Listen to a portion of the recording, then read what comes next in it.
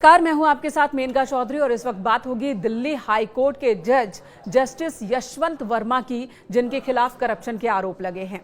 इस मामले में उनकी मुसीबतें बढ़ती जा रही हैं। एक तरफ उनके खिलाफ इंटरनल जांच के आदेश दे दिए गए हैं, कमेटी का गठन कर दिया गया है सुप्रीम कोर्ट की ओर से, तो दूसरी तरफ कई तस्वीरें, कई वीडियोस सामने आए हैं। एक्सक्लूसिव तस्वीरें इस वक्त आप देख रहे हैं, जिसमें नोटों की गड्डियां दिख रही है। जले हुए नोटों की 500 की ये गड्डियां इस वक्त आपके सामने स्क्रीन पर हैं। अभी तक इस मामले में क्या क्या हुआ है वो हम आपको बता देते हैं, और साथ ही वो रिपोर्ट भी मेरे हाथ में है, जो रिपोर्ट सुप्रीम कोर्ट की ओर से सार्वजनिक की गई है। तो चलिए विस्तार से बात कर लेते हैं इस केस की। जस्टिस यशवंत वर्मा के मकान पर आग लगने के बाद जो नोटों की गड्डियां मिली, इस मामले में सुप्रीम कोर्ट की ओर से इंटरनल जांच के लिए 3 सदस्यीय कमेटी का गठन अब तक हो चुका है।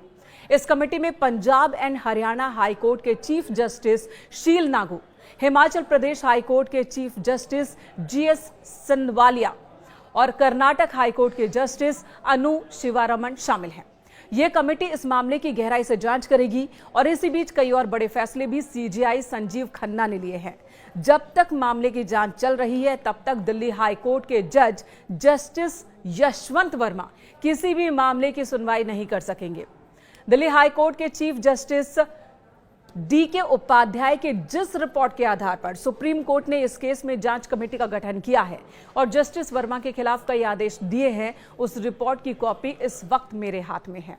ये दस्तावेज सुप्रीम कोर्ट की ओर से ही जारी किए गए हैं, और ऐसा पहली बार हुआ है जब सुप्रीम कोर्ट की ओर से ऐसे किसी मामले में रिपोर्ट्स और तथ्य सार्वजनिक किए गए हैं। 25 पन्नों की यह रिपोर्ट है, जिसमें दिल्ली हाई कोर्ट के चीफ जस्टिस की रिपोर्ट है, दिल्ली पुलिस कमिश्नर की रिपोर्ट शामिल है, साथ ही जस्टिस यशवंत वर्मा का पक्ष और जले हुए कैश की फोटोज और वीडियोज शामिल है। मामला संवेदनशील होने की वजह से कुछ नाम और बातें अभी गुप्त रखी गई हैं। कुछ मुख्य पॉइंट्स हैं जो इस वक्त मैं आपके साथ शेयर करूंगी। इसमें साफ साफ लिखा है, जस्टिस वर्मा जो मुसीबत में फंसे हैं, उनका कहना है कि उनके खिलाफ साजिश हुई है। वो 15 मार्च को होली की छुट्टी पर थे, बाहर थे। शाम 4:50 पर दिल्ली पुलिस कमिश्नर ने फोन पर उन्हें बताया कि 14 मार्च की रात लगभग 11:30 बजे उनके आवास पर आग लग गई थी। जस्टिस वर्मा के निजी सचिव ने आके जानकारी नौकर को दी। जिस कमरे में आग लगी थी वो गार्ड रूम के बगल में था, स्टोर रूम था। आमतौर पर वहां पर यह बताया जा रहा है कि जो टूटे हुए फर्नीचर हैं और स्टोर की चीजें रखी हुई थी, कोई भी वहां आ जा सकता था। जस्टिस वर्मा ने साजिश की बात कही है, लेकिन रिपोर्ट में लिखा है कि जिस रूम में कैश मिले हैं वहां कोई भी बाहरी आ जा नहीं सकता था, केवल परिवार के लोग, स्टाफ या नौकर ही जा सकते हैं। दिल्ली हाई कोर्ट के चीफ जस्टिस की इस रिपोर्ट में इस मामले की गंभीरता से जांच की मांग की गई है। इस रिपोर्ट में जले हुए कैश की फोटोज और वीडियोज भी संलग्न हैं।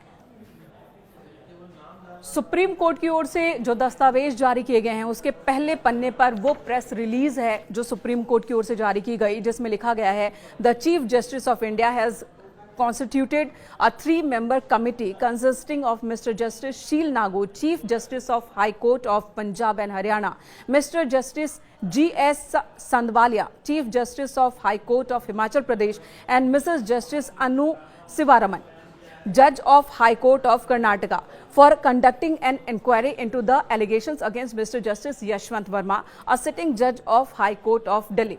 यानी कि पहले पन्ने में वो आदेश है सुप्रीम कोर्ट का, जिसमें 3 सदस्यीय कमेटी का गठन किया गया है, और इसी दस्तावेज के दूसरे पन्ने से शुरुआत होती है वो रिपोर्ट और वो रिक्वेस्ट जो कि दिल्ली हाई कोर्ट के चीफ जस्टिस की ओर से सीजीआई से की गई है, और इस मामले की पूरे विस्तार से जानकारी दी गई है। और तीसरे पन्ने पर एक रिक्वेस्ट की गई है इसी मामले को लेकर कि ये जो केस है इसमें ज्यादा गहराई से जांच किए जाने की जरूरत है। इसमें साफ साफ लिखा गया है कि अभी तक की मेरी जांच में ये बात सामने आ रही है, I am of the prima fascia opinion that the entire matter warrants a deeper probe. ये रिक्वेस्ट की गई है दिल्ली हाई कोर्ट के चीफ जस्टिस की ओर से सीजीआई से कि इस मामले की गंभीरता से जांच की जाए, और इसमें वो रिपोर्ट भी संलग्न है जो कि दिल्ली पुलिस कमिश्नर की ओर से तैयार की गई थी। आग लगने की पीसीआर कॉल निजी सचिव द्वारा मोबाइल नंबर पर दी गई थी, जो हाई कोर्ट ऑफ दिल्ली के नाम से पंजीकृत है, जिस मोबाइल नंबर से आग लगने की जानकारी दी गई थी, और वो मोबाइल फ़ोन निजी सचिव ने इस्तेमाल किया था। उन्हें घर के एक नौकर ने आग लगने की जानकारी दी थी। अग्निशमन विभाग को अलग से कोई कॉल नहीं की गई थी। सूचना स्वचालित रूप से DFS को चली गई थी। स्टोर रूम घर के सुरक्षा गार्ड जो CRPF की है के लिए बनाए गए गार्ड रूम से सटा हुआ है। इसे ताला लगाकर रखा जाता है।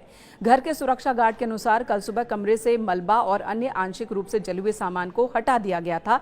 इस बात को लेकर भी शिकायत की गई है कि आखिर सामान को तुरंत हटा क्यों दिया गया। ये रिपोर्ट है जो कि दिल्ली पुलिस कमिश्नर की ओर से तैयार की गई थी, वो भी इस सार्वजनिक किए गए दस्तावेज में संलग्न है। तो ये एक्सक्लूसिव दस्तावेज इस वक्त न्यूज़ 18 के पास मौजूद हैं। इन सभी तथ्यों को देखकर एक बात तो साफ है कि दिल्ली हाई कोर्ट के जस्टिस यशवंत वर्मा बड़ी मुश्किल में घिर गए हैं। एक तरफ इलाहाबाद हाई कोर्ट की ओर से भी और इलाहाबाद बार एसोसिएशन की ओर से भी जस्टिस यशवंत वर्मा के खिलाफ महाभियोग चलाए जाने की मांग हो रही है। दूसरी तरफ सुप्रीम कोर्ट ने सख्त जांच के आदेश दे दिए हैं और एक बहुत बड़ी चुनौती, बहुत बड़ा दबाव पूरे न्याय प्रक्रिया पर यह है कि करप्शन को लेकर बार बार सवालों के घेरे में घिरती रही है न्याय प्रणाली। पहली बार ऐसा हुआ है कि नोटों की गड्डियां दिख रही है, सीधे सीधे कैश टीवी स्क्रीन पर वीडियोस में दिख रहे हैं। तो ये आरोप और गहरा रहे हैं। न्याय प्रक्रिया में लोगों का भरोसा बढ़े, इसे लेकर कड़ी कार्रवाई और सही निष्पक्ष जांच की चुनौती इस वक्त न्याय प्रक्रिया के सामने खड़ी है।